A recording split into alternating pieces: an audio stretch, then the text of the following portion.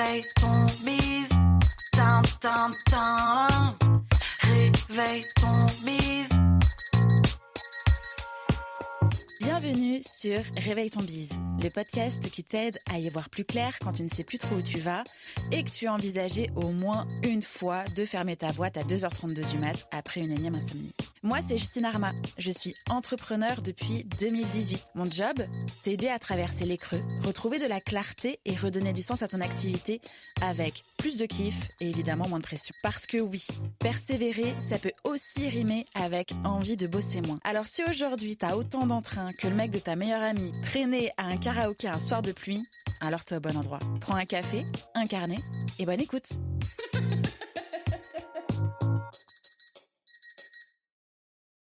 Salut Raphaël, Salut Justine. comment tu vas? Écoute, très bien. Je suis très content qu'on ait enfin l'occasion d'échanger officiellement, vu que ça fait des années qu'on se connaît et qu'on l'a jamais encore fait en public. Donc merci pour ton invitation. Merci beaucoup à toi de l'avoir accepté. C'est vrai qu'à chaque fois qu'on se rencontre, on a des échanges qui sont archi profonds, hyper intéressants. Et c'est vrai qu'on se court à chaque fois après faut qu'on enregistre quelque chose. Et ça y est, ce jour arrive. C'est aujourd'hui le grand jour. Je suis ravie de t'avoir dans mon podcast, derrière le micro. C'est un vrai bonheur, plaisir, honneur, tout ça pour moi de te recevoir. Donc merci beaucoup. Avant de te donner la parole sur ta présentation, j'ai eu envie de faire une petite introduction du sujet parce que tu es ici, parce que je t'apprécie beaucoup. Mais ce n'est pas un hasard. Et le sujet que je veux qu'on aborde absolument, c'est un truc que beaucoup d'entrepreneurs parlent, mais que peu de gens montrent clairement au grand jour. C'est-à-dire qu'on parle beaucoup d'alignement, on ne sait pas toujours ce que c'est, on se sent désaligné, on ne sait pas trop pourquoi, on dit que j'ai un problème d'alignement avec mon business et en fait, ça reste un espèce de flou. J'ai envie qu'on parle d'alignement, mais pas celui de la version Instagram de je bois un matcha coucher de soleil, etc. Je veux qu'on parle du vrai alignement, celui qui nous force, nous, en tant qu'entrepreneurs, entrepreneuses, à regarder en face ce qui ne convient plus vraiment. Tu sais, c'est un peu ce truc-là, un peu impalpable. Ça arrive dans le business fonctionne, ça tourne parfois même très bien. Et puis, il y a une espèce de claque qui arrive de loin, on ne sait pas trop ce que c'est, on sent qu'intérieurement, ça décroche un peu. Et on a un petit peu ce signal de peut-être désalignement, mais on ne sait pas trop ce que ça signifie, comment c'est. Et puis généralement, quand il y a ce genre de petit warning qui arrive, que faisons-nous? On performe, on optimise, on va sur du scale, on produit encore plus.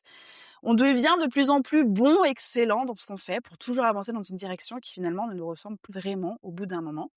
Et donc tu es là aujourd'hui pour parler de ça parce que c'est le cœur de ton génie, de ton métier, de ce que tu traverses en tant qu'entrepreneur aussi, de ce que tu délivre aussi avec tes clients, tes clientes.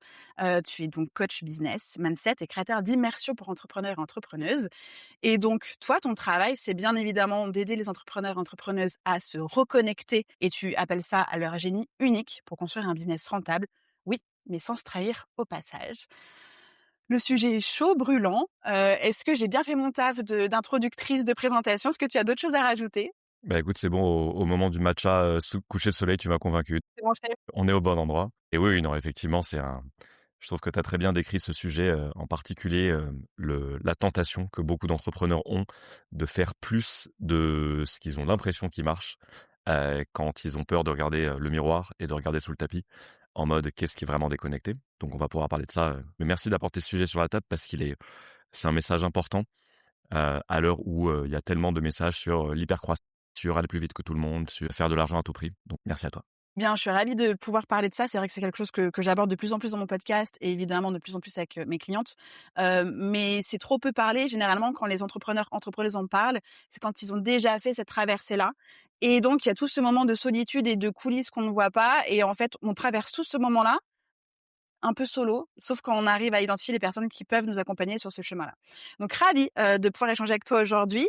Avant d'aller dans le vif du sujet, j'aimerais qu'on remette un petit peu les pendules à l'heure. Selon toi, qu'est-ce que c'est déjà l'alignement? Pour moi, je pense que c'est le fait de sentir au quotidien que ton business est une extension de tes valeurs et de tes forces et pas une entité séparée que tu t'obliges à développer avec des codes ou avec des véhicules ou des moyens qui sont en fait déconnectés de ton essence à toi. Ça peut sembler un peu perché comme genre de vocabulaire, mais ce que je veux dire par là, c'est quand je dis aligné avec tes valeurs ou qui respecte ou qui honore tes valeurs, c'est un business qui est centré sur ta façon de faire, tes forces uniques à toi, ton génie justement, et non pas un business comme construisent beaucoup d'entrepreneurs ou de freelance qui répond à des codes ou des injonctions extérieures de voilà là où il faut être, voilà sur quel réseau il faut communiquer, voilà quelle stratégie il faut adopter. Ce qui certes peuvent marcher un peu à la force du poignet, mais où on se retrouve toujours par se cramer, par ne pas trouver de sens dans ce qu'on fait, par se démotiver, parfois par un burn-out. Donc pour moi, cet alignement, c'est ça. C'est identifier, en fait, ça part de l'identification de qu'est-ce que tu veux que ton business nourrisse le plus chez toi en termes de valeur. Est-ce que c'est ta créativité? Est-ce que c'est ta différence? Est-ce que c'est ta curiosité? Est-ce que c'est le sens du service? Est-ce que, enfin, des valeurs, il y en a plein, plein, plein. Mais une fois que tu les connais, c'est de créer une stratégie qui est centrée sur le fait de nourrir ces valeurs-là. Pour moi, c'est ça un business aligné. Et un business Mmh. où moi, je suis très partisan aussi de la petite météo émotionnelle. Est-ce que quand tu t'apprêtes à travailler, tu ressens plutôt quelque chose qui s'expand, plutôt de la joie, plutôt de l'enthousiasme, ou plutôt du il faut que, j'ai la flemme de, etc. Voilà, c'est pas, je dis pas que c'est une injonction à suivre et qu'il faut être 100% dans la joie quand on travaille, hein, c'est pas le sujet. Mais la température générale de son business, quand on est honnête avec soi, on sait si c'est plutôt une température de waouh, quelle chance j'ai de faire ce que je fais et c'est un kiff de le faire à ma façon, ou un truc de je m'éteins un petit feu parce que je le fais pour les autres. Et concrètement, à quoi ça ressemble un entrepreneur, une entrepreneuse désalignée? Je pense que ça peut se manifester de plusieurs façons différentes. Il y a, en tout cas, moi, je peux te dire, je vais prendre des exemples concrets, tu vois, de gens que j'ai en coaching qui arrivent à moi parce qu'ils sont justement désalignés. Souvent, ceux qui sont lancés depuis un bon moment, ils peuvent avoir perdu la flamme et l'énergie des débuts. Tu sais qu'on a quand on a encore tout à construire, quand on se dit je vais bouffer le monde, et qu'on commence à mettre en place des actions. Et puis quelques années après, ils se retrouvent soit dans des situations business qui les obligent à faire des tâches qui ne leur plaisent pas. Par exemple, se retrouver à avoir monté une équipe parce qu'on leur a dit que le succès, c'était monter une équipe, alors qu'en fait, ils n'aiment pas du tout le management, ils ont du mal à déléguer, etc. Ça, ils peuvent se dire, mais en fait, je comprends pas, je kiffais beaucoup plus quand j'étais freelance. Tu vois, ça, c'est une possibilité. Il y a aussi un autre type de désalignement que je vois beaucoup, moi, en coaching, qui est le fait de s'obliger à continuer de vendre ce qui t'a amené au succès. C'est-à-dire des entrepreneurs, tu vois, qui ont affiné leur offre, qui ont fait tout le travail de persona, de pricing, etc., qui sont arrivés à un beau niveau de business, qui sont identifiés à leur offre pour une grosse partie de leur audience, sauf que cette offre, ça fait 5 ans qu'ils la vendent, ils en ont fait le tour, certains, ils peuvent plus la piffrer, ils ont même plus envie d'aller la vendre et dès qu'ils ont un lancement, ça les met en panique parce qu'ils se disent « j'ai pas envie de livrer ». Sauf que il y a toutes les peurs qui viennent avec de oui, mais si je m'autorise à faire un pivot, à écouter mon cœur, à changer de discours, mon audience va pas me suivre, les anciens clients vont penser que je les ai trompés, tout ce genre de choses-là. Et donc, ils continuent sur un chemin qui les a servis il y a 2 ou 3 ans, mais dont ils sentent que c'est pas là où ils ont maintenant profondément envie d'aller. Ça, c'est un autre type de désalignement que je vois. Euh, et de manière plus générale, moi, je te dirais que souvent sur un chemin d'entrepreneur, en fait, tu as des phases, des saisons où tu as envie d'exprimer plus ou moins certaines qualités ou une certaine philosophie. Tu vois, quand tu crois en quelque chose, tu peux avoir envie de lancer un produit autour de cette philosophie-là. Et surtout les entrepreneurs plus avancés, qui ont déjà traversé plusieurs saisons, il faut toujours qu'ils se demandent la saison dans laquelle je rentre, en fait, j'ai envie qu'elle ait quoi comme couleur? Qu'est-ce que j'ai envie de prôner auprès des gens qui me suivent? Qu'est-ce que j'ai envie d'avoir comme discours, même si c'est radicalement différent de ce que je prenais auparavant?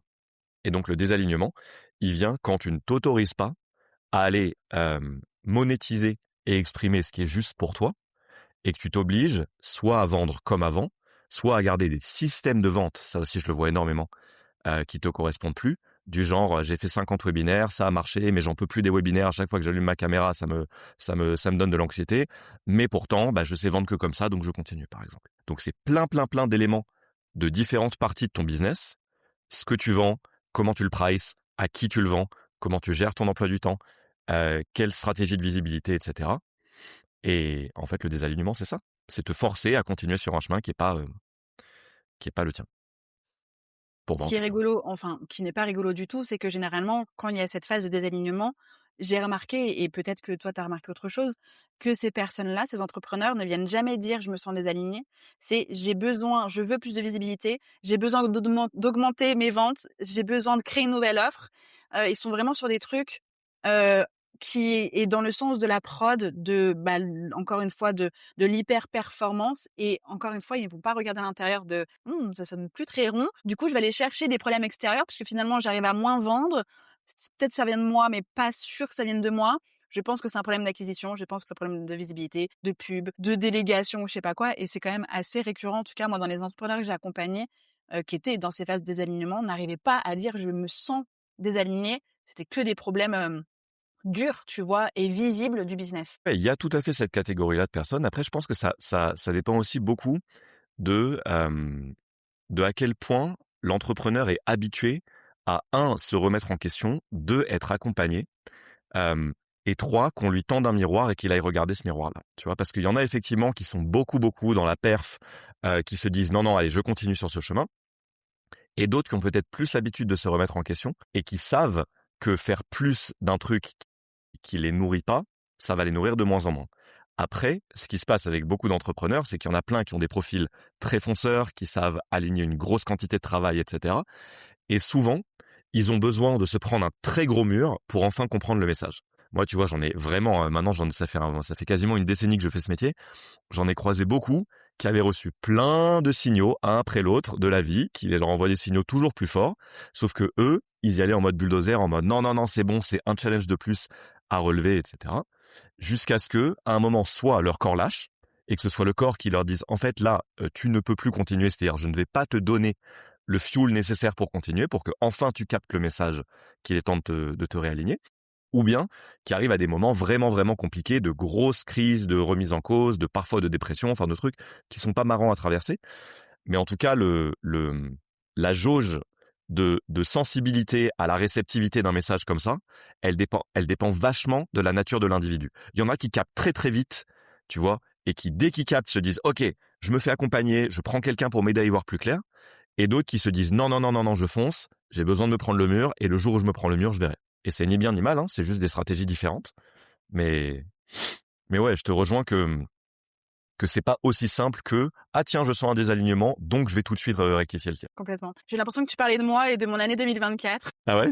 Moi, j'ai eu plein de signaux de mon corps. Alors déjà, il y a eu le choc émotionnel de l'impayé, donc tout de suite mon dos s'est bloqué. Derrière, j'ai commencé à perdre des cheveux, à être très angoissée, à avoir des problèmes la nuit et tout ça avec le dos bloqué, tout en continuant à faire des masterclass, de l'AS, avoir mon équipe, délivrer, tout ça, jusqu'à un moment où je suis sortie de ma boîte, j'ai pris un boulot pour aller exercer mon métier ailleurs en me disant peut-être que ça va sauver ma peau. Spoiler alerte, pas du tout. Et jusqu'à ce que le médecin panique en disant mais en fait là vous commencez à avoir des problèmes cardiaques. Donc j'avais l'hyperthyroïdie, j'avais déclenché une maladie auto-immune et je commençais à jouer avec mon cœur.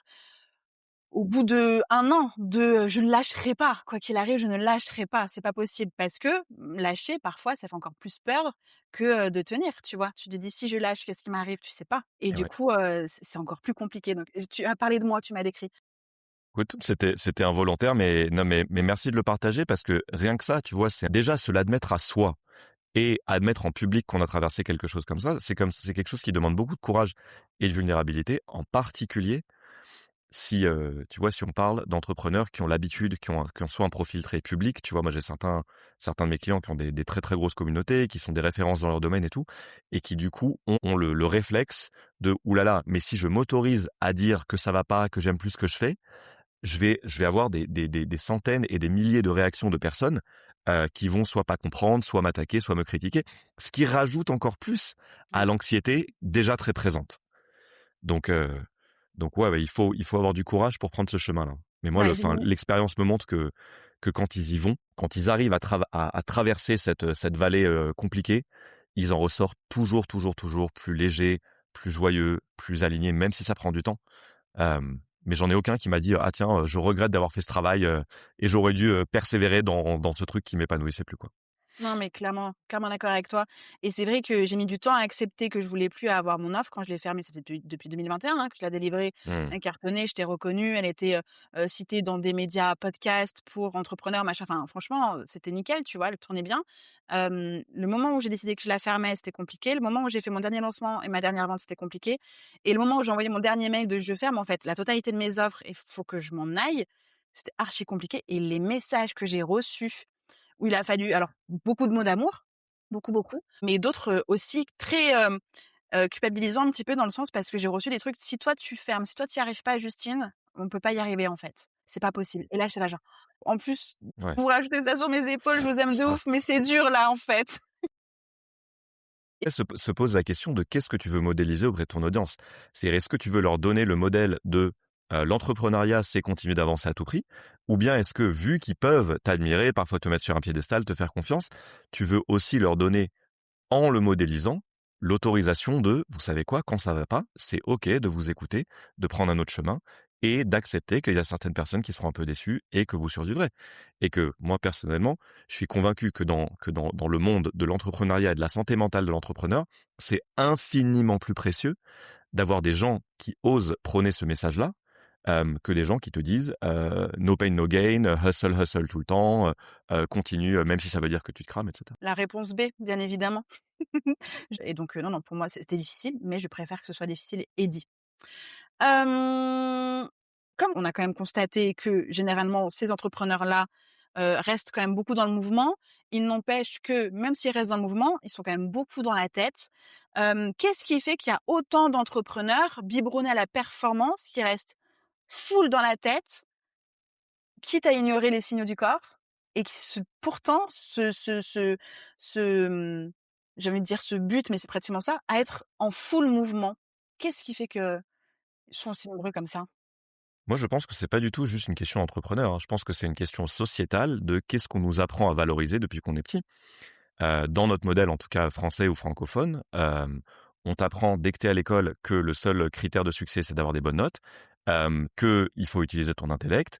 Le rapport au corps, aux émotions, aux ressentis est complètement, mis de côté, à moins d'avoir fait, une éducation un peu alternative, Montessori et compagnie. Donc je pense qu'on est biberonné en fait à, heu, tu es avant tout un cerveau qui fonctionne. Ton corps, limite, c'est juste un véhicule pour ça, mais c'est pas la peine d'en prendre trop soin. Fais tourner ton cerveau et c'est comme ça dans les études supérieures, c'est les études les plus mentales, les plus prestigieuses qui sont les plus reconnues.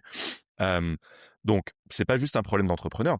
Après, je pense que chez des entrepreneurs qui habituellement ont en plus un drive d'avancer, de performance visible, de reconnaissance et cetera, hem, ça peut renforcer le message que prendre soin de ton corps n'est pas la priorité.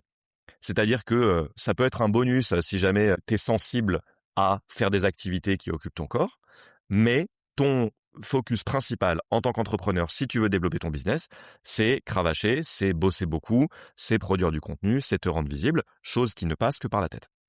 Donc, c'est un modèle, j'espère, qui commence un petit peu à changer.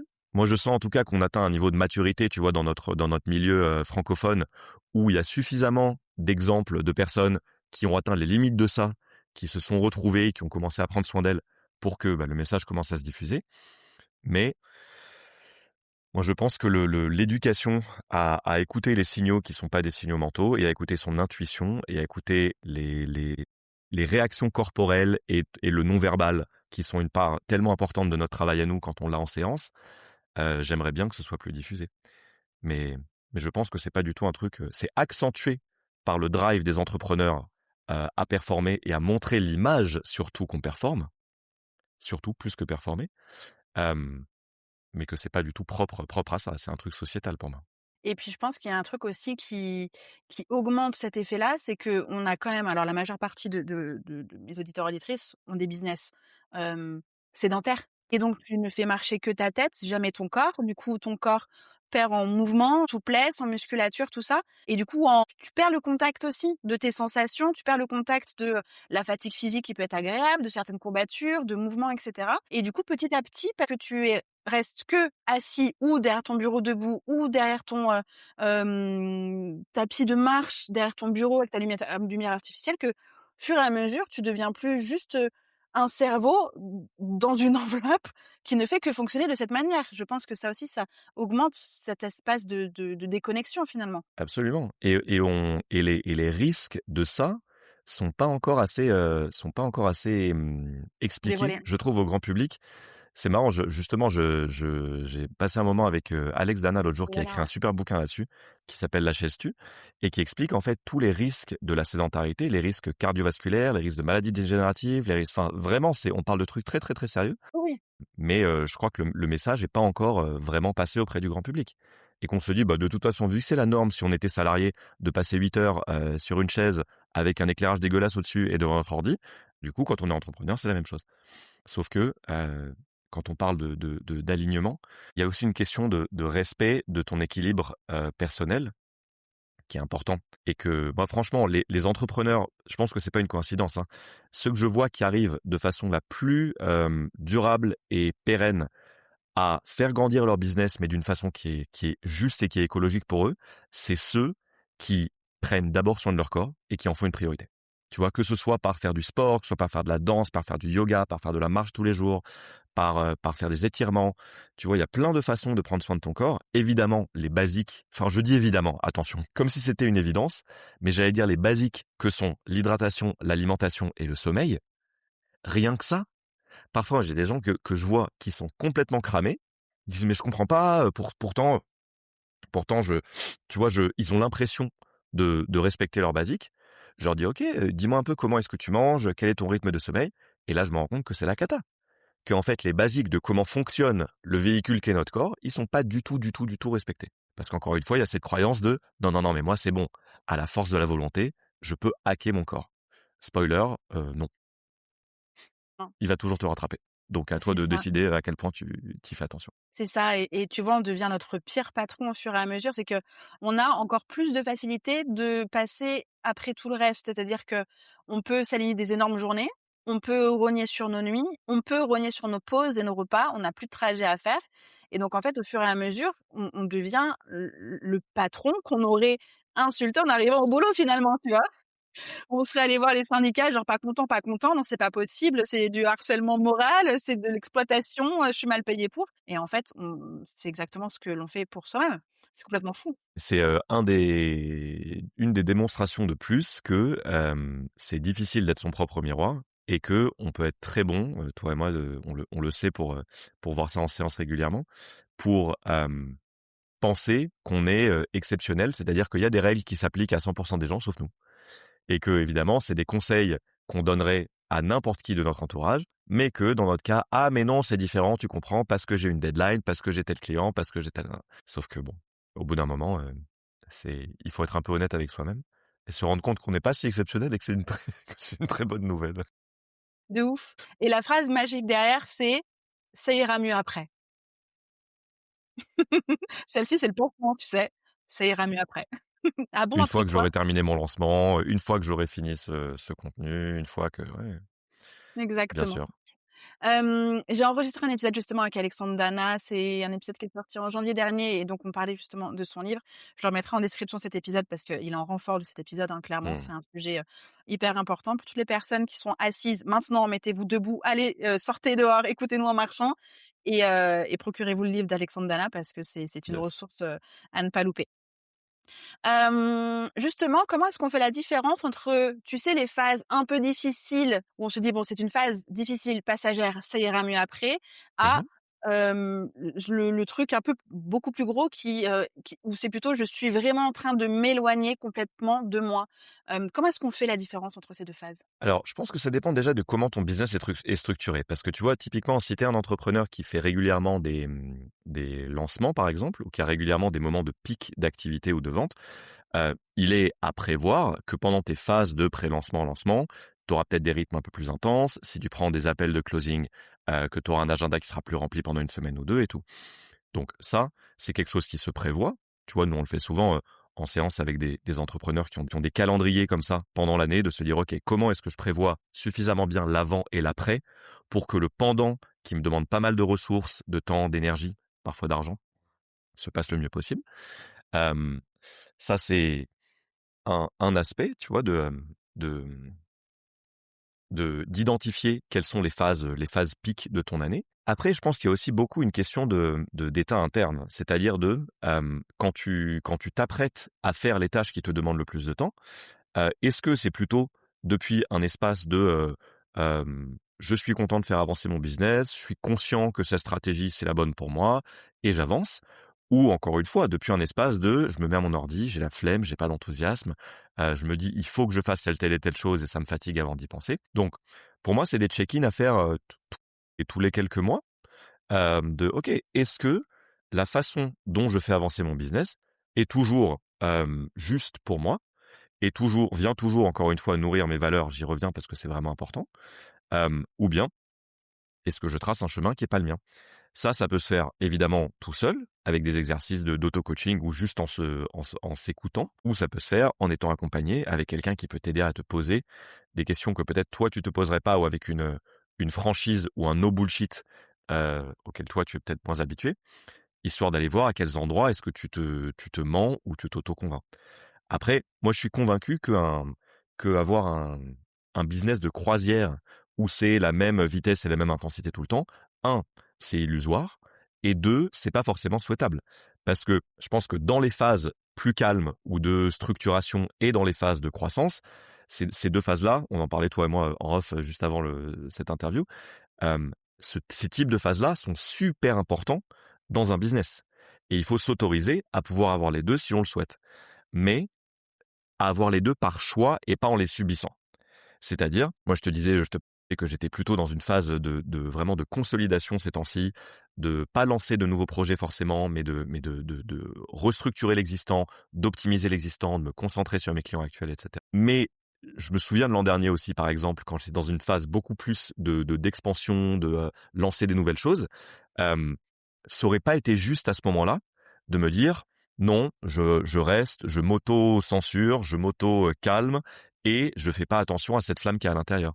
Donc c'est beaucoup une question d'être à l'écoute de son ressenti interne, hein, c'est basique, mais c'est de là que ça part. Je sais pas si ça répond vraiment à ta question, mais pour moi, il y a un peu ces 2 dynamiques-là, tu vois? Il y a Je des suis complètement. embrasser les saisons, et aussi être très à l'écoute de se faire un petit check-in de à chaque fois qu'on va travailler, de comment je me sens à l'idée de faire les tâches que je m'apprête à faire. Si, si, complètement. Et pour ajouter un petit peu aussi un truc que je répète depuis, très longtemps, mais que je répète encore plus parce que ça passe aussi à la trappe. Je dis souvent à mes clientes, de programmer leur temps mort avant leur temps fort.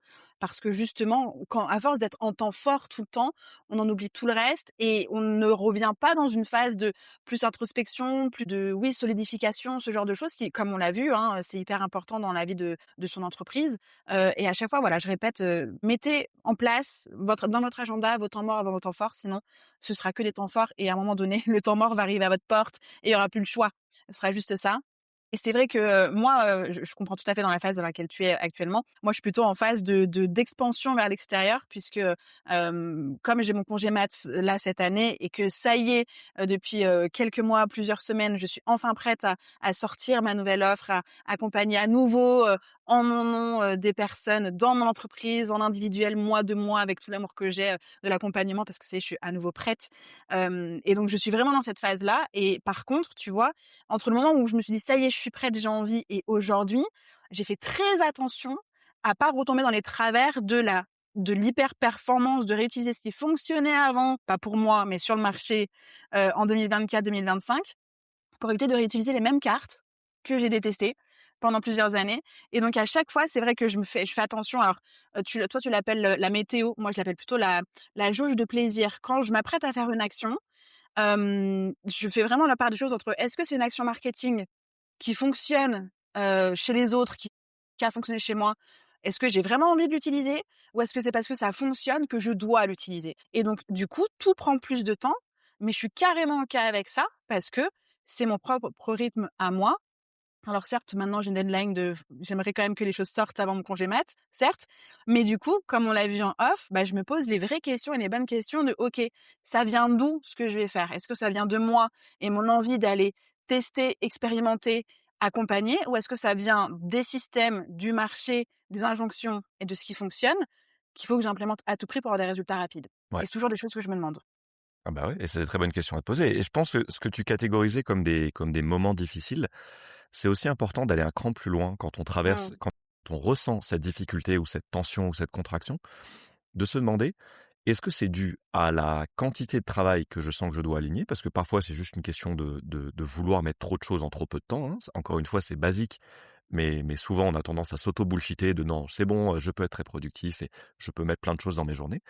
Hem, ou bien est-ce que c'est une question de la qualité des actions que je mets en place dans mon business? Auquel cas, se posent les questions de, si je sens que c'est les actions elles-mêmes qui ne me nourrissent pas, si je suis à un moment de mon business où j'ai l'opportunité de déléguer, peut-être que c'est un moment de remettre sur la table, est-ce que j'ai le bon système de délégation autour de moi? Est-ce que j'ai suffisamment confiance dans les personnes de mon équipe pour leur déléguer les choses que je veux leur déléguer?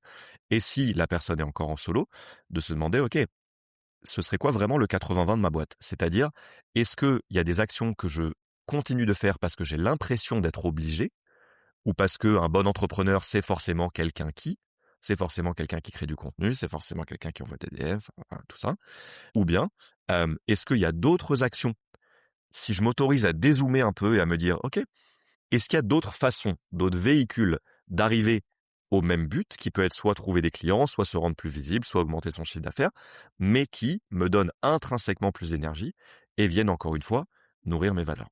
J'en reviens à Mmh. ça, mais parce que pour moi, c'est La base. fondamental. Mmh. Clairement. Justement, j'aimerais qu'on parle aussi d'un truc, important, mais tout est important dans notre échange du jour, bien évidemment. C'est que retrouver l'alignement, ce n'est pas forcément tout casser et repartir à zéro. Parce que justement, quand on est dans cette phase de désalignement, il y a 2 choses qui peuvent subvenir, dans notre tête. C'est si je change quelque chose, tout s'effondre et il y a j'en ai trop marre, je vais tout casser et je vais partir. Et donc au final, on repart à zéro. Quel dommage! Quels sont tes meilleurs conseils? Qu'est-ce que tu penses de ça et comment est-ce qu'on peut avancer avec ça? J'aime bien cette question parce qu'en plus, avec les profils de bâtisseurs qu'ont beaucoup d'entrepreneurs et d'adorer commencer à monter des projets, effectivement, la tentation, elle peut être très, très grande. Et en vrai, parfois, c'est la solution, hein, mais plus fréquemment, moi, je vois, il y a la zone grise entre les 2 qui est quand même assez immense. Donc, comment faire? Moi, je te dirais, commence par ouvrir le capot de ton rôle actuel dans ton business pour aller voir, hem, d'abord, où est-ce que tu apportes maintenant le plus de valeur ajoutée? Sachant que c'est probablement pas aux mêmes endroits qu'il y a 2 ans ou 3 ans, en particulier si tu as commencé à avoir une équipe autour de toi. Et ensuite, de te demander: «Est-ce que je dédie mon temps et mon énergie, qui sont mes ressources les plus précieuses, à faire soit à être dans ma zone de génie, c'est-à-dire à apporter le plus de valeur possible et de contribution à mon entreprise, ou bien est-ce que je m'accroche à des tâches qui ne me correspondent plus, soit par peur, soit par inertie, etc.» J'ai un exemple très précis qui me vient en tête d'un coach à moi, qui a maintenant une grosse équipe, qui a un business dans le monde de l'apprentissage des langues, et qui continue à donner certains des cours. Ce qui n'est pas un problème en soi. C'est-à-dire, si tu te dis, le plus grand kiff de ma vie, c'est de donner des cours, il n'y a aucun problème. Simplement, plus tu avances et plus tu recrutes et plus tu fais grandir ta boîte, plus tu vas avoir à te concentrer sur des tâches de vision, visibilité, management, etc. Et donc, en allant creuser, il s'est rendu compte que le fait de garder ses cours, ça venait davantage d'un espace de peur de oui, mais si je les délègue, ce sera pas aussi bien fait qu'avec moi, et mes élèves vont m'en vouloir parce qu'ils auront plus accès à moi. Et grand sujet, hein, chez beaucoup d'entrepreneurs, le truc de oui, mais ils ont payé pour avoir accès à moi.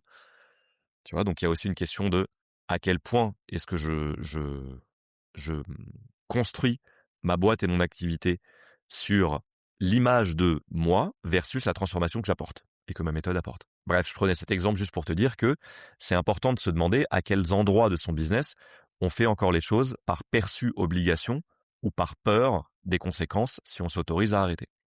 En fait, quand tu me dis c'est effrayant, on est exactement dans le sujet. Parce que le piège de beaucoup d'entrepreneurs, quand ils ressentent cette peur, c'est qu'ils la voient comme un problème à régler.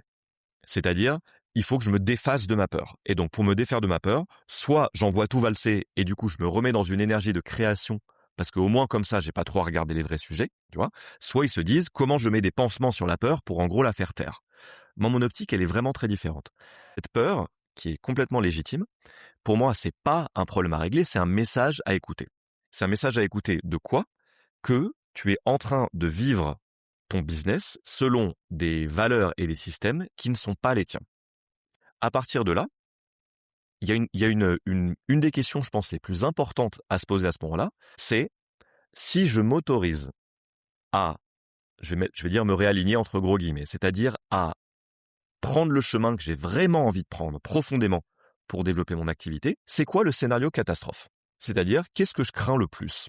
Est-ce que c'est de ne plus vendre? Est-ce que c'est que mon audience me lâche? Est-ce que c'est d'avoir des clients pas contents? Est-ce que c'est que mon équipe me comprenne pas? Est-ce que tu vois, il pourrait y avoir des dizaines d'exemples, mais qui sont propres à chacun. Donc de se demander, ok, c'est quoi le scénario que je crains le plus? Sachant qu'il y aura probablement plusieurs éléments de ça.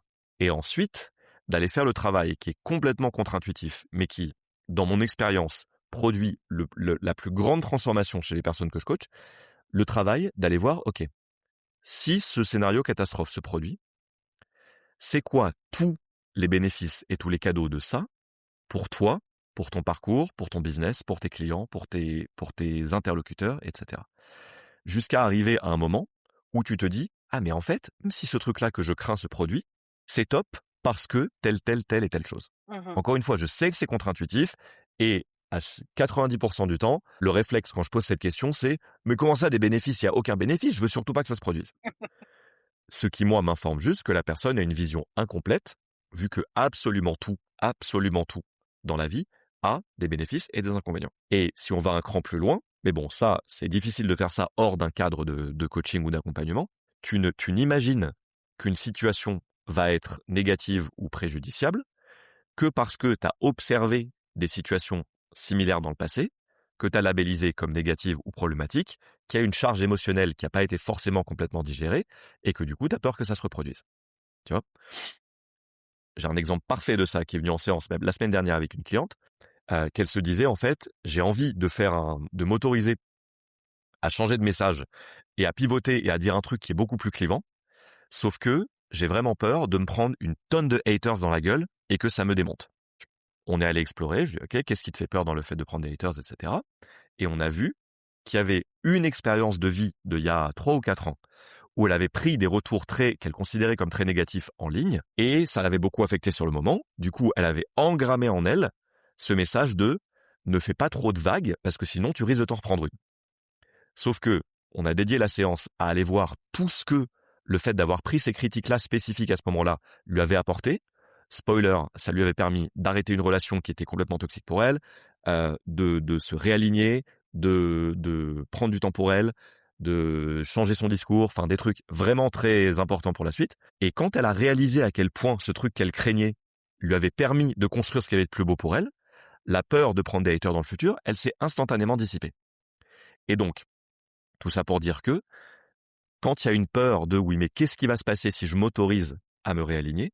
La première chose à faire, c'est d'aller voir tous les bénéfices et tous les cadeaux du scénario catastrophe. Et Mmh. un travail qui peut être parfois encore plus exigeant, le pendant de ça. C'est-à-dire, ce serait quoi tous les inconvénients pour toi et pour ce que tu as envie de construire de plus grand dans ta vie, que le scénario que tu souhaites se produise. Yes? Ça mindfuck un peu parfois quand on entend ça parce que ça va complètement à l'encontre du discours qu'on a l'habitude d'avoir. Mais même dans ce que tu veux, même si tu te dis je veux faire 1 million avec ce lancement, je veux avoir 200 clients, je veux machin, va voir tous les inconvénients que ce scénario-là se produise. Jusqu'à arriver à un endroit en fait, quoi qu'il se produise, je vois qu'il y aura autant d'avantages que d'inconvénients dedans. Du coup, une fois que j'ai enlevé ces charges-là, qu'est-ce que j'ai vraiment, moi, en mon âme et conscience, envie de construire? Et c'est souvent depuis cet espace-là que nous, on arrive, avec les personnes que je coach, tracer un chemin qui est, j'allais dire, déchargé, qui n'est plus depuis un endroit de peur que quelque chose arrive ou n'arrive pas. Bien Tu sûr. vois Ouais, je sais pas si c'est complètement. parlant comme Ah bah, si, complètement, et je explication. pense que nos auditeurs auditrices vont réécouter cette partie-là, le mettre en des fois, ils doivent écouter en 1.5, à mon avis, ils seront mis en 0.75 pour être sûr de bien tout cerner. Ouais. Et moi, ça m'a vraiment fait penser aussi à ce truc du coup de l'inaction. Qu'est-ce que ça te coûte aujourd'hui de rester dans cette paralysie, en réalité, et coincé entre soit je plaque tout et j'arrête tout parce que j'en peux plus, ça fonctionne, mais c'est plus moi et je sais pas comment m'en sortir. Soit, je continue à faire ce qui fonctionne, mais moi, je suis au bout du rouleau. Oui, encore la troisième opportunité qui pourrait être de, bah, je repars à zéro, j'ai toujours mon business, mais je repars à zéro, machin. Ça a pas l'air glamour comme ça vu de l'extérieur, et donc souvent, il y a des entrepreneurs qui restent vraiment coincés dans ce truc de zone grise, zone de l'inaction, parce que tout est effrayant, tout est paralysant, tout a un coût du risque, sans, comme tu l'as dit, sans voir les bénéfices de chaque choix qu'ils ont devant eux. Et donc, parfois, il peut se passer des semaines, des mois, peut-être même des années à rester dans cette situation, dans ce vieux couple bancal, en réalité, dans cette vieille relation toxique. Des fois, j'aimais bien dire que notre boîte peut ressembler à un ex toxique on n'arrive pas à lâcher, tu sais. Et parfois, ce coup d'inaction, il peut être absolument énormissime. Ouais.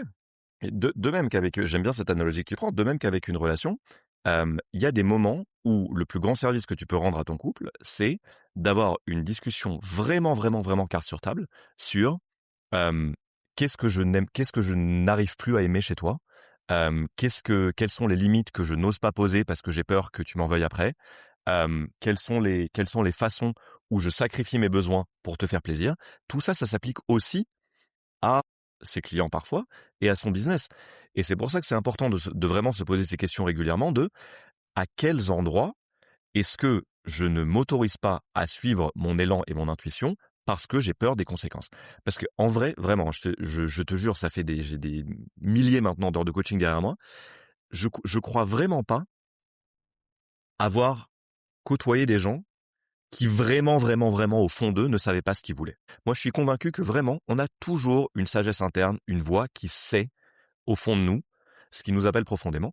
Mais la vraie question, c'est de s'autoriser à suivre cette voie-là et à identifier toutes les couches qui se sont superposées au-dessus de cette sagesse et de cette voix qui nous font dire que c'est pas possible ou que c'est trop risqué.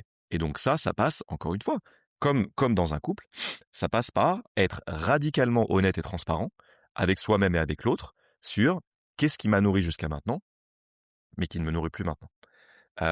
Et par rapport à la paralysie dont tu parlais, moi, cette paralysie, ce que je vois, c'est que souvent, elle est liée à un mode de pensée binaire. C'est-à-dire, soit je continue et j'en fais plus, soit je casse tout, grosso modo. Sauf que, un jour, j'ai entendu ce truc qui est tout simple, mais qui me parle bien. Quand on est coincé entre A et B, et qu'on n'arrive pas à choisir, faut se souvenir qu'il n'y a jamais que 2 options dans la vie. Il y en a toujours, toujours, toujours, minimum 4, qui sont soit A, soit B, soit les deux, soit ni l'un ni l'autre. Donc, déjà, de se rappeler de ça peut aider à sortir de « Ah, mais oui, il n'y en a aucune qui me convient pleinement, donc qu'est-ce que je peux m'autoriser à inventer qui serait soit un mix des deux, yes, c'est-à-dire typiquement un mix de continuer de faire des choses qui marchent et qui m'épanouissent, mais en changeant certains autres véhicules de ma boîte, ou aucun des deux, c'est-à-dire, ok, si je sens que je suis dans une énergie de renouvellement, quel chemin je trace à partir de là. Mais souvent, c'est le mode de pensée, et pas que dans ces situations-là, hein, mais le mode de pensée binaire qui piège les entrepreneurs. Bien sûr. Moi, ils arrivent en séance, ils me disent « Oh là là, soit je fais ça, et j'arrive pas à décider. » Et juste le travail qu'on fait, c'est on ouvre des perspectives. Et on voit qu'il y a plein d'autres chemins qui existent, mais auxquels ils n'ont pas pensé parce qu'ils ont la tête dans le guidon. Et parce qu'ils C'est n'ont ça. pas quelqu'un qui leur reflète le fait qu'il existe d'autres chemins. J'adore ce genre de séances parce que justement, elles sont incroyables. C'est là où j'ai l'impression de plus d'impact, en tout cas de mon point de vue, parce qu'ils arrivent avec enfin, voilà, il y a une décision à prendre entre choix A et B, comme tu dis, comme si, en fait, tout était fermé autour. Il y avait plus rien, il y a plus rien autour. Et ils essayent de nous faire croire, mon coach, que c'est que ça. Il y a que ça. J'ai tout envisagé, j'ai tout mis là. J'ai fait des plans. J'ai discuté avec mes potes entrepreneurs, j'ai tout mis en place. Il y a que ça. Je ne vois que ça. Il y a que ça. Aide-moi à choisir. Bah plouf, je vois plouf plouf. Tu verras. Peut-être qu'à un moment donné, tu vas avoir la réponse. Tu vois. C'est assez fou et c'est dans ces séances-là où je trouve qu'il y a le plus d'impact parce que justement, tu as une espèce d'éclaircie du nuage neuronal. Tu dis mais oui, en fait, c'est vrai que je suis dans un monde où tout est possible. J'ai déjà fait plein de choses qui me paraissaient impossibles. Il y a encore une éclaircie sur tout ce champ des possibles qui s'ouvre devant moi. Mais pour moi, c'est vraiment le genre de séance que tu décris. Je ne sais pas si toi, tu partages cette approche-là, mais moi, c'est quelque chose qui est venu avec l'expérience, un changement de perspective sur quel est notre rôle en tant que coach. En tout cas, quel est mon rôle en tant que coach. Je me rends compte de plus en plus que c'est d'aider la personne que j'ai en face de moi à ouvrir des perspectives qui n'étaient même pas dans son champ de perception jusqu'à maintenant. C'est-à-dire que pendant longtemps, pendant les premières années, je me disais, OK, mon rôle, c'est d'aider mes clients à avoir des résultats vite, à faire grandir leur business. Ensuite, ça a été de les aider à se sentir mieux, de les aider quand ils traversent des difficultés, à les traverser avec plus de facilité, etc. En fait, je me rends compte que mon rôle, il a rien à voir avec ça. Et que mon rôle, c'est juste de l'aider à identifier les mécanismes qui lui fait porter des œillères, qui lui fait ne voir que des options pas hyper épanouissantes, et en ouvrant ses portes, en faisant un pas de côté, en adoptant d'autres perspectives sur des situations passées ou présentes, que tout d'un coup, il y ait les réponses qui apparaissent d'elles-mêmes. Mais parce que le truc à débloquer pour moi, c'est les couches qui se sont superposées qui t'empêchent d'aller dans un état de resourcefulness, comme on dit en anglais, de tes ressources et le possible, versus les problèmes du quotidien. Et les plus belles séances pour moi, c'est vraiment celles où le client arrive avec un je sais pas comment je vais me sortir de ça m'épanouit pas, j'ai essayé toutes les solutions, et en repart avec une compréhension de waouh, mais en fait, si j'arrive à me remettre au centre et avoir le courage de m'écouter, moi, mes envies, mes rêves, ma façon de faire, là, il y a un champ des possibles énorme qui s'ouvre. Et vraiment, moi, je suis convaincu que c'est ça mon job, en fait. Je suis entièrement, mais entièrement d'accord avec toi. Et c'est bien pour ça que c'était important pour moi de repasser sur les bancs de l'école et de vraiment développer cette casquette de coach, la posture du coach, le questionnement du coach, d'avoir la certification du coach, parce que effectivement, je trouve que bien, tu vois, j'ai toujours su que l'accompagnement, c'était le cœur de mon business, tu vois. Quand je m'en suis détachée, j'étais très malheureuse. Sinon, je sais qu'en fait, c'est un accompagnement avec cette posture de coach pour avoir ce type de questions-là et pour avoir ce type d'éclairage-là, parce que on a tendance, encore une fois, parce que je suis coach certes, mais surtout entrepreneuse, et donc parfois à vouloir absolument aller, viens, on va chercher des résultats, tout ça, mais au détriment de la magie de la séance, au détriment du temps du coaché, au détriment de l'humain en réalité, tu vois. Et de passer à côté de ça, c'est dommage, parce que finalement tu passes à côté de ton accompagnement et du bénéfice que la personne est venue chercher en plus, tu vois, du résultat, la transformation, tout ça. Donc full d'accord avec toi, franchement. C'est alors bien sûr que on n'est pas là juste pour faire plaisir et juste pour poser des bonnes questions. L'idée derrière, c'est quand même que la personne puisse aller chercher ses résultats, puisse aller chercher sa réussite avec sa définition de la réussite, tu vois, à ce moment-là. Et notre rôle, c'est pas de pousser dans cette direction, c'est plutôt d'entourer, de questionner, de faire ce miroir en effet, et de pouvoir, je crois, redonner confiance et permission à la personne de prendre à nouveau des propres décisions pour elle-même, en fait. Ouais, surtout permission. Et par rapport à la définition du succès, tu vois, moi, maintenant, je travaille quasiment plus qu'avec des entrepreneurs qui sont déjà bien lancés depuis un moment. Et l'un des plus gros, je peux dire, bénéfices ou l'une des plus grosses transformations que j'observe, c'est s'autoriser à écrire une définition du succès qui n'est pas celle qui t'a mené jusqu'à ton business actuel.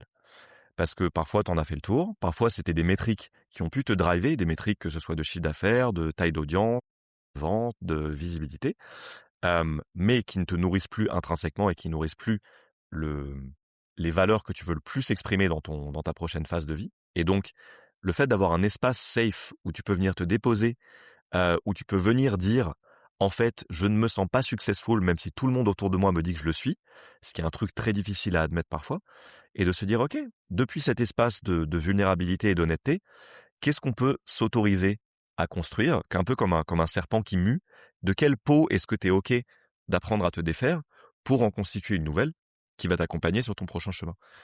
Et moi, je trouve que ce travail-là, il est merveilleux. Tu vois, rien que de t'en parler maintenant, je suis dans une telle gratitude de pouvoir accompagner des gens sur ce chemin-là.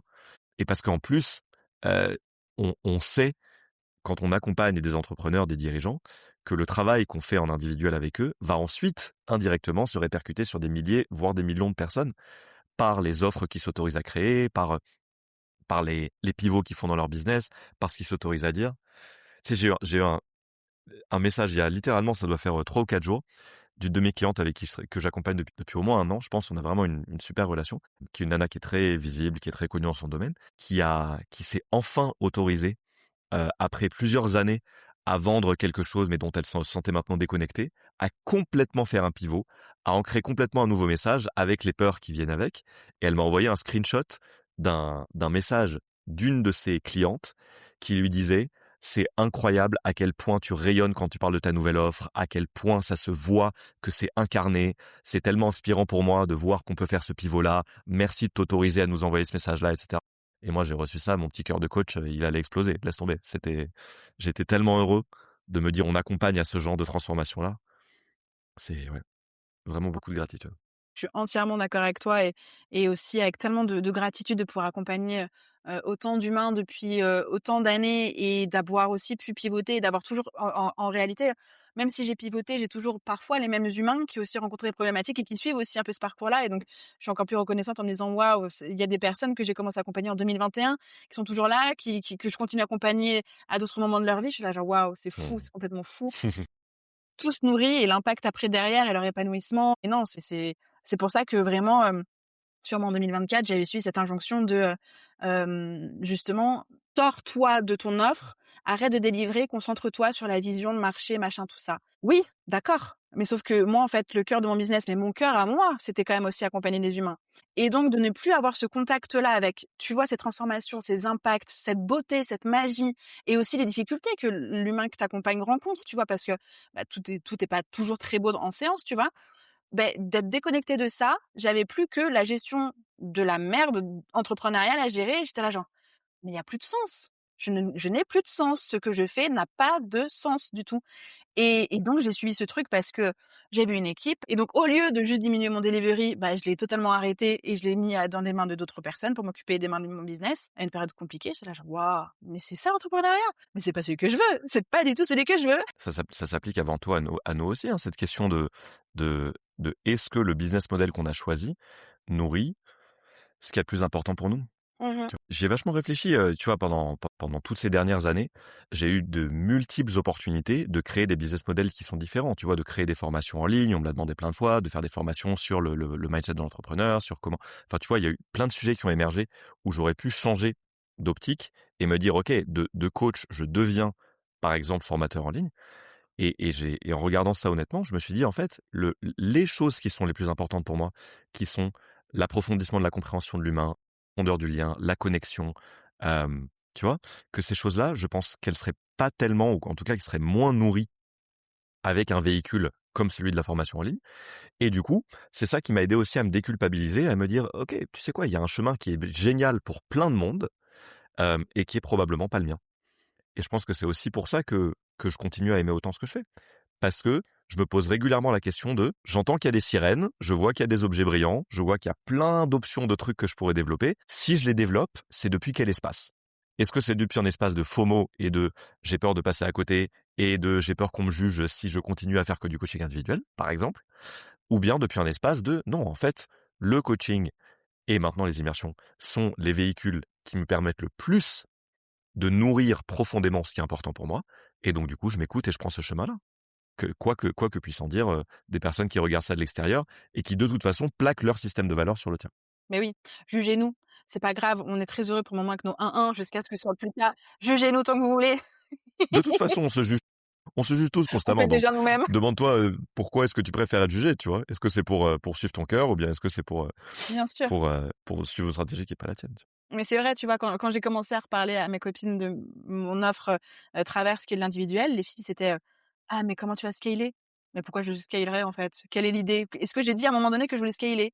Non, j'ai juste dit que je voulais accompagner. Pourquoi tu cette idée-là? «Mais c'est que du 1-1».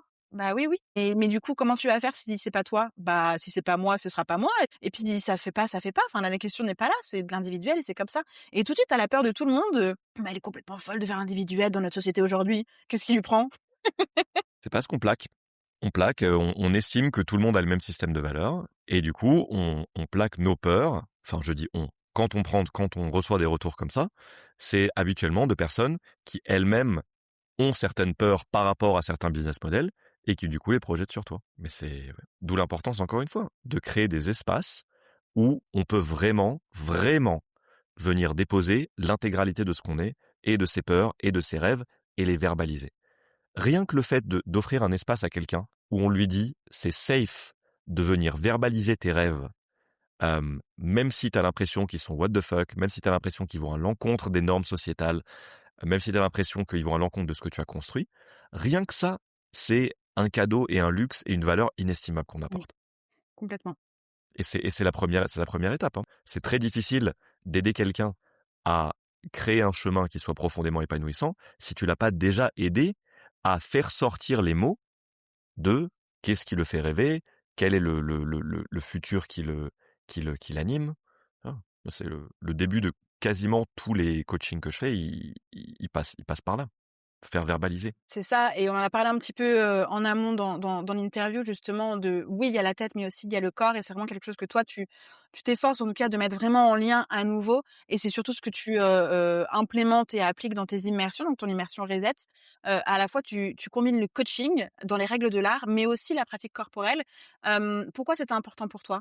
Ouais, moi j'ai encore un gros chemin à faire par rapport à ça, hein. C'est-à-dire j'essaye de mettre plus de pratiques corporelles dans mon quotidien, c'est ce que je fais et ça m'aide pas mal, mais je sens qu'il y a encore du chemin. La raison pour laquelle je l'ai incorporé dans mes immersions, c'est justement parce que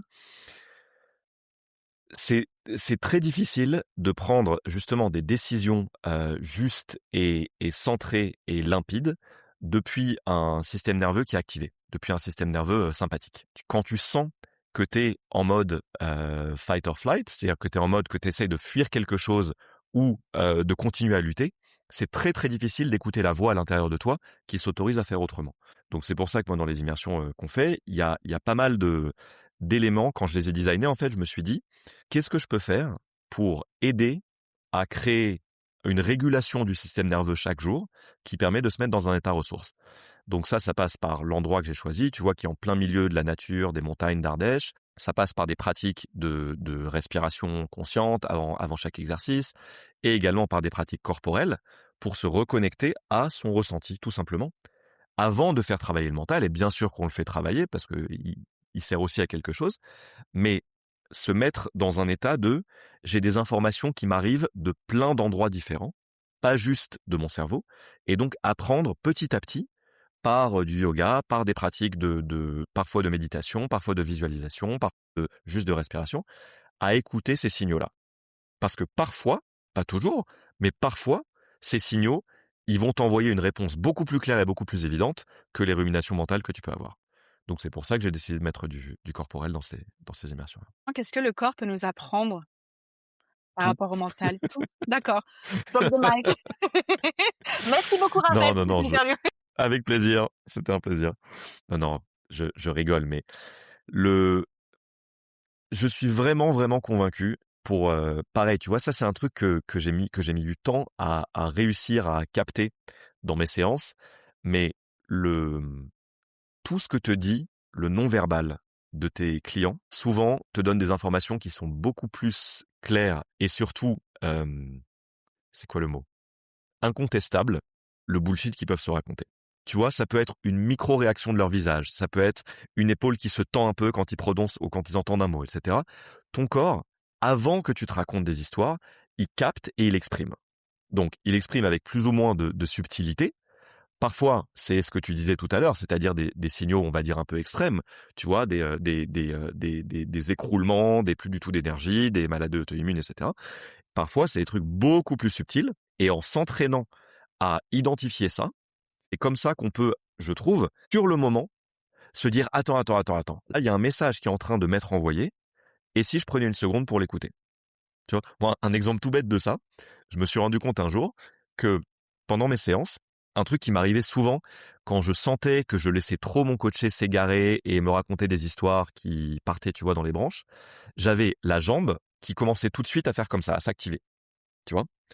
Sauf que moi, je me disais, bon, voilà, c'est un truc normal, c'est comme quand t'es un peu stressé, c'est comme quand t'es je sais pas où. Donc, je laissais faire et je me disais, allez, c'est pas grave.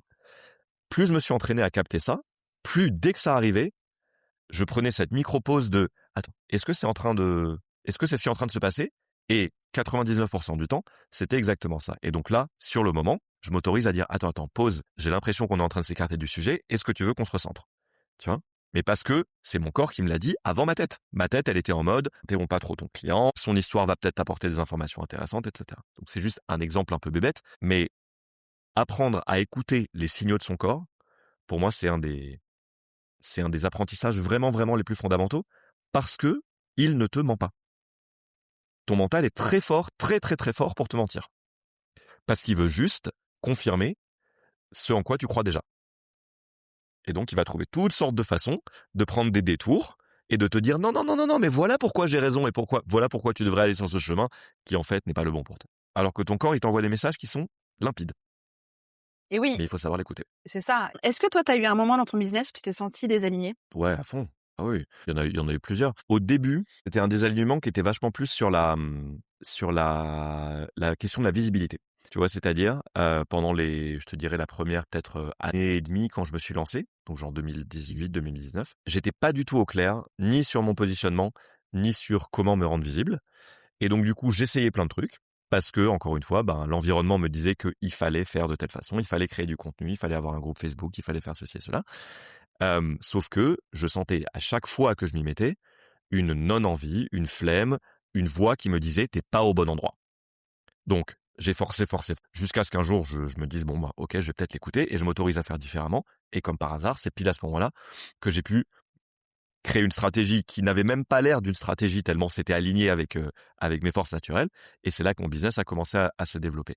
Donc ça, c'était un premier moment et puis il y a eu ouais, je te dirais qu'il y a eu une autre phase, alors peut-être c'était il y a, je pense peut-être 2 ans et demi, 3 ans, un truc comme ça, hem, où j'avais eu la chance pendant les 2 années précédentes de recevoir beaucoup de demandes de coaching et du coup de prendre énormément de clients et de commencer à identifier certains types de clients avec lesquels vraiment, tu vois, qui drainaient mon énergie, où je sortais de séance en me disant: On fait du travail important, mais c'est vraiment, vraiment épuisant pour moi» et je sais pas si c'est un désalignement, mais en tout cas, ça m'a permis d'aller voir qu'est-ce qui, dans mon approche, n'était plus aligné avec mon envie de faire du coaching d'une certaine façon. Et je me suis rendu compte que c'était souvent les clients avec lesquels je forçais le plus, tu vois, où je m'efforçais moi de faire tout le travail, d'essayer de trouver des solutions et tout. Ce qui venait depuis un endroit de peur, si je les aide pas assez, ils vont pas m'aimer, ils ont pas les réponses en eux, et cetera. Et donc ça a été aussi une petite crise, de OK, comment est-ce que je m'autorise à faire du coaching différemment et à travailler avec et aussi à vraiment écouter mon ressenti la première fois que je rencontre quelqu'un, parce que souvent, encore une fois, c'est mon corps. Les quelques clients que j'ai pris dans le passé, où je me suis dit franchement, en vrai, j'aurais pas été la meilleure personne pour les accompagner, mon corps savait quand je les ai rencontrés. Genre, il y avait une tension, il y avait quelque chose qui se tendait versus quelque chose qui s'expand. Et donc maintenant, je suis vachement plus à l'écoute de ça.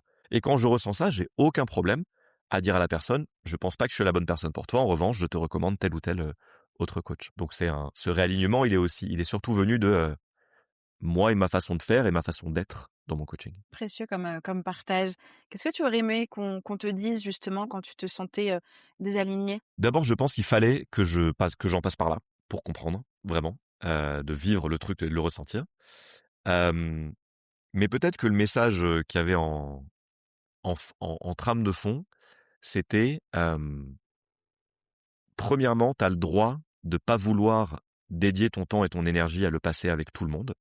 Tu as le droit de faire des choix toi aussi. Ça aurait été aussi ouais, ça c'était difficile pour moi, mais c'était, je suis tellement entraîné maintenant à voir tous les bénéfices dans des situations compliquées, c'est tellement devenu une seconde nature que je peux avoir parfois ça avait tendance parfois à me couper de mon intuition et à me dire, «De toute façon, quoi qu'il se passe, il y aura plein d'apprentissages, il y aura du bon» et cetera. Ce qui est la vérité, hein, il y a eu plein d'apprentissages, mais simplement, maintenant je suis dans une phase de vie où j'ai juste envie de me foutre la paix, de travailler avec des gens que j'adore, hem, tu vois? De choisir les projets qui m'animent le plus et donc peut-être que le message, c'était aussi, hem ne fais pas une analyse mentale de tout et juste, tu as le droit d'écouter ton intuition sans avoir à te justifier parfois. Trop chouette. Ouais, je te vois sourire, ça te parle? Bah, de ouf, évidemment. Mais ça fait du bien d'entendre ça aussi, venant de l'extérieur, c'est trop chouette. Et justement, c'est quoi aujourd'hui ta définition personnelle, hem, d'un business réussi ou de la réussite pour toi? Pour moi, dans mon activité? Hem, alors, c'est difficile de mettre des mots dessus, mais je te dirais, moi, c'est, le sentiment, j'allais dire d'être profondément à ma place. Quand je dis à ma place, ça veut dire à la fois vers l'intérieur et vers l'extérieur. Vers l'intérieur, c'est-à-dire de sentir que mes qualités humaines s'expriment pleinement à travers ce que je fais et vers l'extérieur, de sentir que j'ai sur le monde, à ma petite échelle, exactement l'impact que j'ai envie d'avoir. Et si ça passe par transformer profondément la vie de 10 personnes par an versus en toucher 2000 avec une formation, moi en fait ça me va très bien. C'est-à-dire que cette définition-là, en fait, c'est plus un état interne de est-ce que je sens que ma valeur d'apprentissage et de compréhension de l'humain, elle est nourrie. Ça, c'est un truc fondamental pour moi. Est-ce que je sens que ma valeur de tisser des liens profonds avec des gens qui m'inspirent, elle est nourrie? Déjà, si ces 2 conditions-là, elles sont remplies, pour moi, le succès, il est là. Évidemment, après, il y a une question de monétaire, tu vois? Mais j'ai la chance depuis plusieurs années que le fait de vivre en adéquation avec ces valeurs, ça se traduise par ce que moi, je vois comme un succès, c'est-à-dire gagner l'argent que je veux, avoir la liberté géographique que je veux, pouvoir m'arrêter un mois si j'en ai envie, travailler de n'importe où dans le monde, faire mes horaires, et cetera. Et donc, en fait, pour moi, ce succès, il est là. Il est dans: est-ce que je laisse la trace que j'ai profondément envie de laisser? Est-ce que j'ai l'impression de contribuer à un éveil des consciences? Hem Et c'est basique, vraiment c'est basique, mais c'est fondamental. Est-ce que je ressens de la joie quand je m'apprête à faire mon travail? Vraiment, hein. Et même les jours où je suis fatigué, où je me dis: «Ah flemme, j'ai une séance, mais j'ai un peu la flemme». Et quand je sors de cette séance plus énergisé que quand je suis rentré, je me dis: «Putain, mais quelle chance j'ai de pouvoir accéder à ces états-là de joie quand je fais ce métier». Donc alignement avec les valeurs et ouais, et juste travailler avec des gens qui m'inspirent, hein, c'est tout. C'est une réponse vraiment pas très sophistiquée, mais C'est la c'est la réponse la plus vérité. parfaite qu'on peut avoir. Je suis pas si parfaite, mais c'est Et pour les personnes qui nous écoutent, je crois que vous avez compris avec Raphaël que c'est hyper important. Oui, il y a l'intuition, l'écoute du corps, la météo. Et moi, j'ai vraiment envie d'insister sur la jauge du plaisir. Rajoutez-moi une case dans vos tableaux compliqués de KPIs. Jauge de plaisir sur vos clients, vos projets, vos actions, votre chiffre d'affaires. Ça vous fait plaisir ou pas d'atteindre ce palier-là? Vraiment, allez questionner ça parce que c'est justement, c'est hyper important en fait. Oui, il y a toutes ces données factuelles qu'on suit, ce qui nous permet d'avoir des bonnes décisions, un bon pilotage, en tout cas sur du concret. Mais ça fait pas tout, parce qu'être dans le concret et être totalement déconnecté du reste, c'est se griller petit à petit, c'est s'éteindre, c'est perdre l'envie, la flamme et rebobiner au milieu de l'épisode et se dire: «Qu'est-ce que je fais? Je ferme tout, je me casse?» Et on veut pas ça pour vous. bien sûr. Et juste, que les gens qui nous écoutent entendent, par pitié, que même quand vous n'avez l'impression d'avoir que des portes fermées et une impasse devant vous, il y a toujours, toujours, toujours, toujours, toujours la possibilité de créer et de transformer en autre chose. Mmh. C'est plus ou moins difficile, c'est plus ou moins challengeant, on a plus ou moins besoin d'aide, mais rien n'est une fatalité. Si vous repartez avec un message ici, c'est celui-là, que vous avez toujours la possibilité et le droit, j'insiste vraiment sur le droit et l'autorisation, Oui, autorisation. de créer un business et une vie qui vous ressemblent profondément. Et c'est pas du bullshit.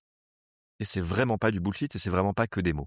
Et c'est incarné et vécu non seulement parce que je le vis au quotidien et parce que maintenant j'ai aidé des centaines de personnes à accéder à ça, mais parce que vraiment c'est une philosophie de vie dans laquelle je crois profondément pour en voir les résultats au quotidien.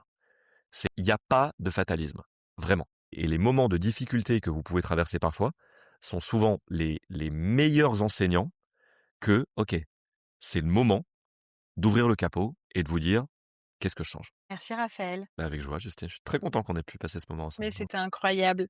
Où est-ce qu'on te retrouve sur les internets? Alors, je suis très peu présent sur les internets, ce qui fait Bah, partie ça justement c'était cool, aussi. c'était très bien.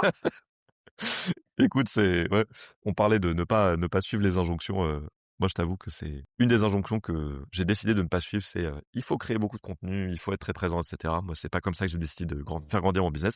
Bref, si on veut avoir quelques infos, on peut me trouver sur Instagram. J'ai un Instagram qui est raphaël.torel et j'ai un site web sur lequel je poste de temps en temps des actualités, des aperçus de comment c'est de travailler ensemble, etc., qui est raphaëltorel.com. Et voilà, et n'hésitez pas à m'envoyer un message si vous voulez avoir une conversation, si vous voulez parler de, de vos rêves, de vos aspirations et voir si ça a du sens d'avancer ensemble. Ce sera avec plaisir. Trop bien. Juste avant de conclure cet épisode, justement, j'aimerais juste faire une petite aparté sur ta stratégie à toi, que tu considères comme une non-stratégie. Mais l'ancienne expert podcast que j'étais, plus ancienne attachée de presse que j'étais également, ta stratégie fonctionne à merveille, que d'aller prendre la parole sur ce qui t'enchante le plus chez les autres et de créer une playlist, des épisodes de podcast ou vidéos dans lesquels tu es. Je trouve que c'est archi puissant puisque je le rappelle à toutes les personnes, ce n'est pas obligatoire de créer full contenu chez soi, tout le temps, sur les réseaux sociaux, tout le temps. Prenez la parole là où vous avez envie de prendre la parole, dans un podcast, une chaîne YouTube, ailleurs, chez vous, un blog, une newsletter, peu importe, trouvez votre place.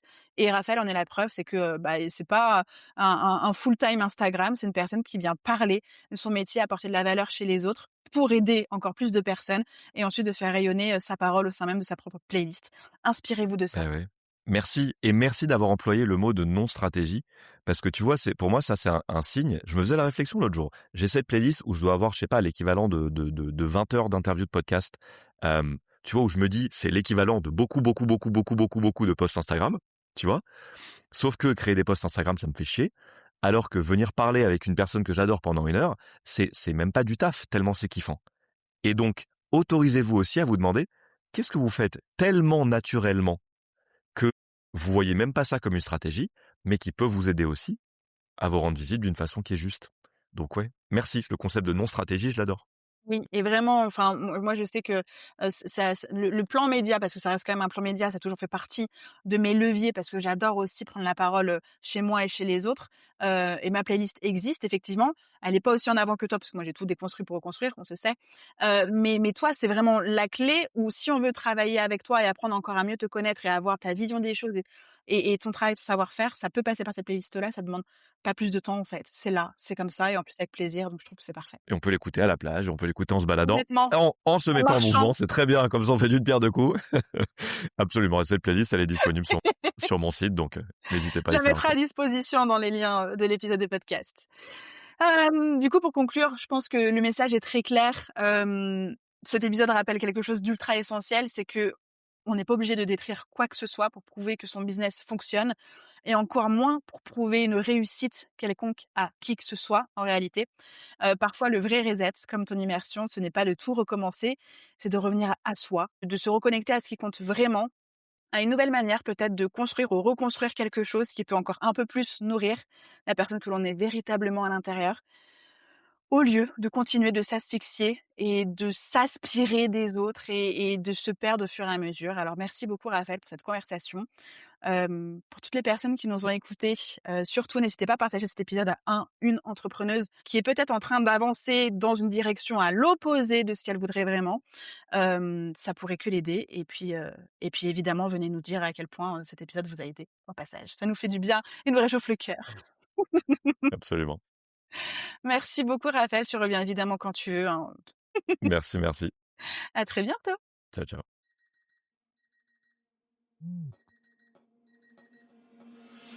Merci d'avoir écouté l'épisode jusqu'à la fin. Tu es clairement dans le club des vrais. Si ça t'a fait du bien, fait réfléchir ou donner un peu d'élan, partage-le à une entrepreneur autour de toi. Tu peux aussi t'abonner, laisser un avis et des étoiles sur Apple Podcast ou Spotify. C'est clairement le meilleur moyen de faire vivre Réveille ton bise. On se retrouve très vite dans le prochain épisode. D'ici là, prends soin de toi et de ton bise. Bye bye!